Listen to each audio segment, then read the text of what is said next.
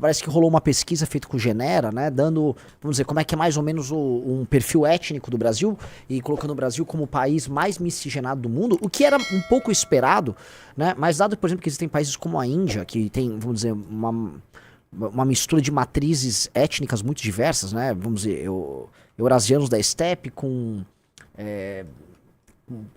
dravidianos, com iranianos, com invasores mongóis, é uma grande loucura, um caldeirão ali com gente do Sudeste Asiático também um pouquinho, tem muita loucura ali no meio, então a gente fala, pô, a Índia é mais, mas me parece que o Brasil, dado que você está falando de três matrizes muito distantes, né, o europeu, o africano, o subsaariano, alguma coisa aí de oriental do Extremo Oriente, alguma coisa de semitas e mundo árabe e o ameríndio, né, você realmente tem algo muito único que acontece aqui. Então, se essa pesquisa, vocês já devem ter visto, né, o resultado das pesquisas. E, enfim, né, ela traz alguns pontos que são válidos a gente salientar, né, que a gente já tinha falado antes, mas era sempre bom ficar claro, porque sempre tá grita, é natural, a matriz mais presente na genética do brasileiro é a do europeu / português. Na verdade, existe uma outra pesquisa que delimita qual é o cromossomo Y, tá? Qual é o haplogrupo do cromossomo Y mais presente nos brasileiros, né? Então, ou seja, todo mundo sabe que o homem é XY, e você só, como homem, você só passa, se você tem um filho homem, o Y pra frente, logo, o seu Y é Y do seu pai, que é do seu avô, que é do seu bisavô, tatravô, etc, né? Portanto, ele gera uma rastreabilidade. E o principal cromossomo Y do brasileiro é o R, né? Que é o principal haplogrupo do cromossomo Y é o R, que é inclusive dos indo-europeus, né? Ele gera uma rastreabilidade aí da expansão linguística e cultural dos povos indo-europeus, e aconteceu aqui no Brasil. O principal é o R também. E, enfim, isso já era meio que sabido, a gente já havia conversado. Isso tem algumas consequências, dado principalmente que nós criamos aqui na nossa cabeça do brasileiro uma espécie de um corte, né, junto ao português, como se nós estivéssemos aqui sendo vítimas do roubo do nosso ouro. Ai, roubaram o nosso ouro. Ai, se eu fosse colonizado. Porque, cala a boca, você é o colonizador. Você é o português. Mais do que qualquer outra coisa, você é esse cara que você fica criticando e reclamando. Você é literalmente esse cara, tá? Naturalmente você vai ter, né, dado que existe uma determinada dispersão ali, pessoas que são muito mais africanas, pessoas que são muito mais indígenas, pessoas que têm um percentual muito maior, mas no geral, a grande maioria dos brasileiros são mistura dessas três matrizes aí. Aí antes que todo mundo fala, mas eu sou 100% italiano, eu sou 100% alemão. Lógico, você é filho de imigrantes, natural que seja. Mas você está num percentual de pessoas que não tem essa mistura. A maior parte do brasileiro justamente carrega dentro de si essa mistura dessas três grandes matrizes, tá? Isso é legal, a pesquisa pega e, enfim, deveria ser algo que só atesta algo que nós já sabíamos, né? Mas não. A esquerda brasileira não consegue atestar um ponto e procurar elementos importantes, elementos que ajudem a construir uma brasilidade. Não. Né? Teve que vir uma historiadora de esquerda, uma asquerosa, tá? Que chama Lilia Moritz Schwartz, tá? Ela é dona, junto do seu marido, ambos judeus, imagino eu pelo sobrenome Schwartz, Askenazi, tá? Ambos judeus, né? E que coloquemos aqui, né? Ambos judeus que vivem, por mais que sejam anti-Israel, por serem progressistas, que vivem aí a sua herança, né? E é importante colocar aqui porque eles não são filhos de chocadeira, tá? Eles professam a sua fé. Tem entrevista do marido dela, né, contando como ele trouxe um escritor judeu pro Brasil, como ele lembra do pai dele. Ou seja, eles carregam uma herança, que é uma herança judaica, se casam entre eles por serem judeus, entendeu, Riso? Bem importante colocar aqui, ou seja, eles preservam sua tradição judaica, não são filhos de chocadeira e têm orgulho da sua tradição, por mais que críticos do governo israelense, do Estado de Israel. Beleza, tá? Tô colocando aqui. Ela vem a público, na hora de falar de nós brasileiros, dado que ela é uma historiadora brasileira, a sua empresa, a Companhia das Letras, é a principal editora de livros do Brasil, e ela vem com essa besteira. Vamos lá. IBGE mostra como quase toda a população brasileira é miscigenada. Sim, foi o que saiu as pesquisas. Mas o padrão são homens europeus e mulheres africanas e indígenas. Somos mesmo descendentes do estupro. Primeira coisa, ô cara pálida. Em que instância você é parte desse caldo brasileiro e não, basicamente, uma filha de imigrantes, de famílias judaicas, aí para se colocar como somos aí nesse pacote, tá? Tô colocando aqui de maneira clara, é uma pergunta. E não tô falando pra diminuir nem nada. Eu só tô colocando assim, somos, se colocou aí no game. Segunda coisa, o cara pálido, bem pálida, né? Essa moça alvíssima, essa senhora, na verdade, alvíssima, bem branca, né? É uma judia étnica com sobrenomes, pelo menos o marido carrega um sobrenome ali do leste europeu, né? Vamos colocar aqui as coisas em termos. Você sabe, como historiadora, qual foi o perfil da colonização brasileira? A maior parte do português que veio pra cá eram homens, mas assim, era uma gigantesca desproporção. Se o senhor Rafael Almeida Riso puder mostrar aí, tá? Eu até mandei um print pra ele, que o print inclusive contém fonte, tá? Veja só veja só a diferença, tá? Distribuição de gênero na migração portuguesa para o Brasil, entre 1500 e 1600. 92% eram homens. Depois diminui um pouco essa desproporção, mas continua bizarra. Deve ser aí na casa dos 80% homem, pelo menos, né? Acho que, pelo menos 80% homens. Naturalmente, dado o processo de conquista que houve do Brasil, você vai ter a preponderância numa estrutura política que é montada aqui, porque o português foi o vencedor no processo, ele torna o Brasil Brasil, e dado a natureza do processo colonizatório, este português ele vai se reproduzir com as mulheres locais. Isso vai ter desde a mulher africana, que é trazida aqui através do tráfico negreiro, até os indígenas. Os casamentos com os indígenas foram de toda a natureza. Num processo de conquista como existe, você vai ter estupros. Existe. Num processo de conquista. Só que você não consegue construir uma sociedade inteira por séculos a fio baseado em estupros. Certo? A ideia de que a base do processo colonizatório é o estupro é uma loucura, é uma extrapolação. E essa extrapolação é criada por conta de uma politização da nossa história, né, uma politização à esquerda, que tenta culpar o processo colonizatório. E aí todas as relações sociais entre todos os estratos, grupos sociais e raças, são dados dentro de uma chave em que há um homem muito mau, que é o colonizador, e que ele está explorando, matando, escravizando e humilhando, tá? A história brasileira não mostra isso. A história brasileira ela é muito matizada, e a historiadora deveria saber. Ela sabe, a questão é uma questão política, né? Nós tínhamos relações, tá? A tal da relação cordial, né?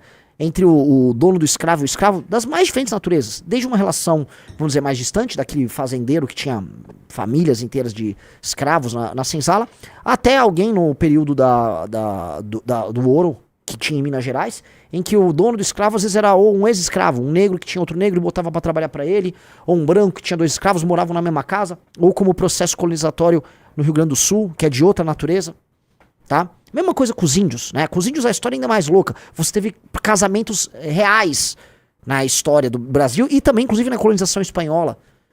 Então, você tinha casamentos mesmo, casamentos formais. Você tinha homens que viviam com muitas mulheres índias aqui, tá? Falar que o estupro era a base disso e que depois que começa a se formar uma sociedade mestiça, cabocla no Brasil, as pessoas ficavam o quê? Se estuprando mutuamente, é uma loucura tremenda. Ainda mais que, vamos dizer, ao longo do século XVIII com o século XIX, a massa de brasileiros era uma massa claramente mestiça. E aí como é que era? Você tinha uma relação de poder em que um mestiço estuprava uma mestiça, e aí com isso iam nascendo mestiços estupradores. Isso é de uma insanidade.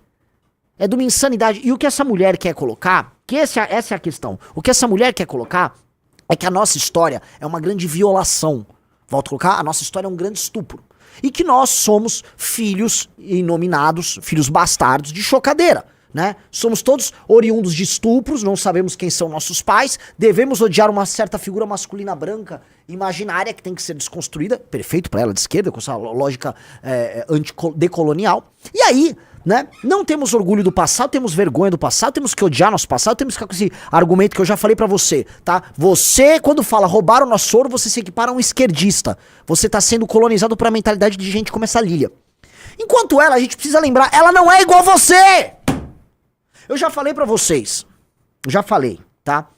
Admirem, estudem o povo judeu. O povo judeu foi um povo, tá? Sem Estado, grande parte da sua história. Da diáspora, lá do período do Império Romano, até agora a formação do Estado de Israel, são 2000 anos, praticamente, ou realmente de fato 2000 anos. Eles se mantiveram como nação sem Estado. Para se manter como nação sem Estado, eles precisaram manter as suas tradições e sua origem, ou seja, Eles, enquanto judeus, preservam a própria história e não são filhos de chocadeira. Eles não se deixam ser filhos de chocadeira. A dona Líria Schwartz e o marido dela, lá, o Schwartz, lá, se casam entre eles, preservam tradições, podem até ter posições críticas. Agora nós, aqui, somos filhos de chocadeira, todos filhos de estupro. Eu acho isso de uma cara de pau, de uma canalice, porque pra nós isso, pra eles tradição. Ora, eu quero tradição pra nós também. Volto a colocar. Isso aqui não é uma crítica à prática deles, é uma prática tradicional que eu acho legal. Eu sou o maior defensor aqui dessas tradições judaicas. Agora eu sei como é que atua, eu sei como é que é esse duplo padrão. A história do Brasil que ela conta, e que eles brincam quase enquanto um experimento social, aplicando suas técnicas, não é o que ela leva pra vida dela. Volta a colocar, ela casou com um judeu. Ela se manteve dentro da tradição, dentro da comunidade dela. Interessante, engraçado, né? Com eles a tradição, pra nós o estupro, pra nós tradição nenhuma, pra nós a história enquanto vergonha. E é um comportamento muito escroto, porque o marido dela é um cara que fica indo lá atacando Israel. Ele é, nem sei como é que é a postura dele agora nesse conflito recente, mas, né? Eu acho isso cômico. Eu não quero, na história do meu país, esse papinho furado. Porque o que essa intelectualidade esquerda gosta de ficar brincando que nós somos, novamente, filho de chocadeira, fruto de um processo só de exploração, expropriação, estupro e humilhação. Temos que ter vergonha da nossa história. Não temos tradição alguma, e se você não tem história, você não tem tradição, você não tem nada, tá? Você é um bastardo.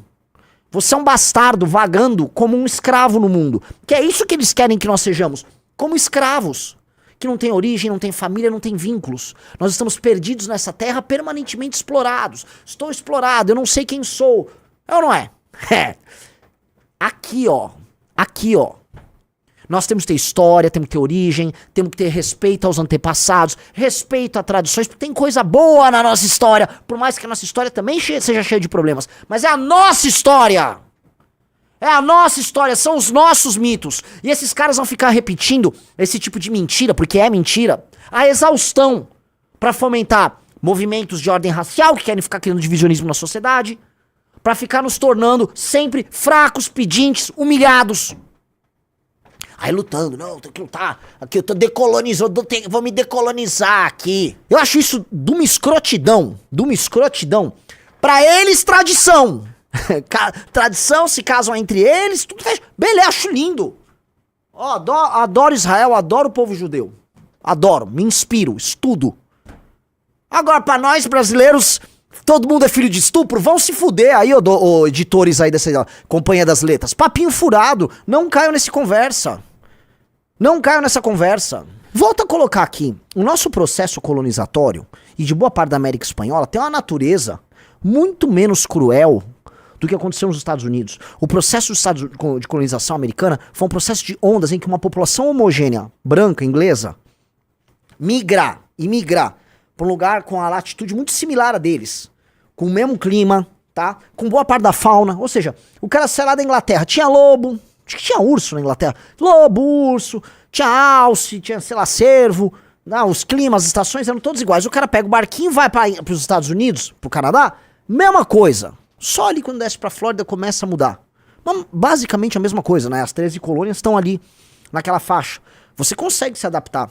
Aí você vai tendo ondas sucessivas em que eles vão empurrando os índios pra fora. Matando os índios. Mata, expulsa, empurra. E os índios vão indo todo pro oeste, até que você tenha o resto da conquista pro oeste. A colonização portuguesa, ela se baseou em mescla, casamentos, miscigenação, alianças com as tribos locais. É um processo de mistura. Crueldade também, escravidão, sim. Mas pelo amor de Deus, né? É bem diferente do modelo americano. Você não tem nos Estados Unidos, ou ao menos não tinha até esse processo imigratório agora de latinos, nos últimos 40 anos. Você não tem uma sociedade mestiça nos Estados Unidos, muito pelo contrário. O branco colonizador, depois com os imigrantes europeus que vieram, criaram uma sociedade eminentemente branca. Aqui não, aqui foi outra coisa. O processo foi muito menos sangrento.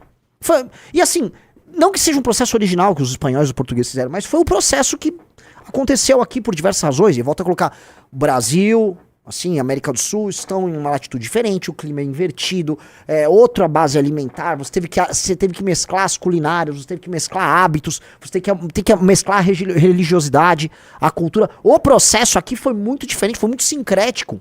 E não tem falando assim, mas o nosso é muito melhor. Olha, eu acho que o nosso foi mais humano. Com certeza foi mais humano do que aconteceu na América do Norte. E aí ficar colocando, não, porque é estupro, não sei o quê. Não, o ponto é que é o seguinte, que a gente precisa colocar. Todos os processos, tá, de criação de povos, processos de expansão, conquista e assimilação, terão algum grau de crueldade. E ele é praticado por todos os agrupamentos humanos em toda a história humana. Todas as supostas raças, que eu acho muito ruim, falar assim, os índios eram raça. Porra, eram tantas etnias indígenas, grupos linguísticos completamente diferentes, até porque muitos vieram de ondas sucessivas lá do Estreito de Bering, tem gente que diz que eles vieram também pelo mar, tá? Grupos linguísticos diferentes, raças diferentes, costumes diferentes entre os tais indígenas, tá? Mesma coisa a gente pode falar da África, que é o continente etnicamente mais diverso do mundo, tá? Então você tem tribos, grupos etnolinguísticos mais diversos se matando ao longo da história, né? Na Ásia, em todos os lugares, mesma coisa. Só que o problema pra essa gente é sempre falar do processo de colonização europeu. Esse é preocupante. Todo mundo faz isso, todo mundo conquista, todo mundo faz conquista, assimilação. O processo é traumático, é com todo mundo, só que ele só vê problema de um lado, né? Obviamente que essas pessoas só vão produzir suas teorias merda nestes países, que são países que têm justamente um tipo de democracia e um grau determinado de liberdade de expressão que permite que essas pessoas fiquem construindo essas autossabotagens, né? Porque na China, se você for, tem nada disso. Estão exaltando a própria história, né? Lá você tem um grupo étnico Han, que se estabeleceu perante os outros e tal, todo mundo sabe, né? Na Índia é a mesma coisa. Mas aqui nós temos que ter esse suicídio completo, histórico. E assim, nós temos que olhar para a história e falar, a história é como ela é. Ela é como ela é. E os povos se sustentam, tá? Enquanto estrutura, dentro de uma ideia de ancestralidade, de território, de povo, de língua, de costumes, e de um propósito comum, e de pactos comuns que são firmados. Ora, se vocês vão pegar, eu até recomendo, tá, um francês, Georges Dumézil, ele estuda muitos povos indo-europeus. Boa parte dos mitos indo-europeus envolvem guerras entre dois povos diferentes em que há depois uma assimilação e a criação de uma nova estrutura. A ideia do conflito, um conflito final entre dois grandes povos, e aí uma nova estrutura social criada a partir de uma assimilação que era gerada entre eles. Um exemplo, né, você pega as sagas nórdicas, a briga entre os Vanir e os Aesir, tá? Criam esse tipo de pacto. Boa parte dessa mitologia que existe entre os povos antigos, o rapto das Sabinas, que envolve os romanos, tá? É parte central da formação histórica dos homens, né? O lidar entre grupos diferentes que entram em guerra e que se fundem numa nova estrutura. Isso é comum a todos. Isso é comum a todos. Nós temos que lidar com isso da melhor maneira possível. Agora, esse papinho furado que a gente ouve pra essas pessoas, não dá, cara. O Vítima do Mito e Epopeia. Exatamente. Leiam esse livro, Mito e Epopeia, bom demais. Agora, tem outros livros aqui que são em inglês, do Jorge Dumézil. Eu fico muito puto, galera. Muito puto, tá? Eu volto a colocar. Eu fico muito puto com a hipocrisia. Pra eles, tradição. Pra nós, estupro. Legal pra caramba, hein? Legal pra caramba. Né? Quando eu digo pra eles, é esse tipo de gente, esse tipo de esquerdista, né? Pra eles, não, ela mantém a tradição. Quantos outros esquerdistas de elite no Brasil não mantêm suas tradições? Eu vou pegar outro exemplo, né? Pega lá o vídeo de campanha do João Campos. O vídeo de campanha do João Campos é muito claro. Pra ele, tradição. Olha só que legal, pra ele, tradição.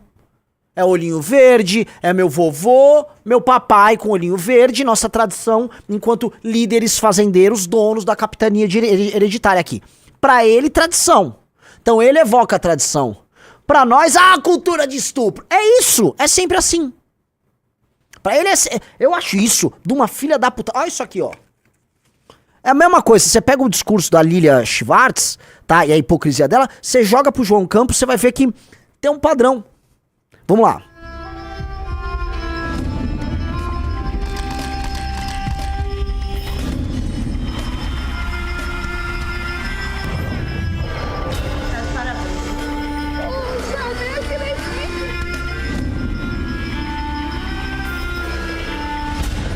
Olha lá, tem a hemoglobina do cara, velho. Não vamos desistir do Brasil. Não vamos desistir. Olha lá os olhos ali, ó. É o olho do colonizador, talvez um galego, né? Norte de Portugal.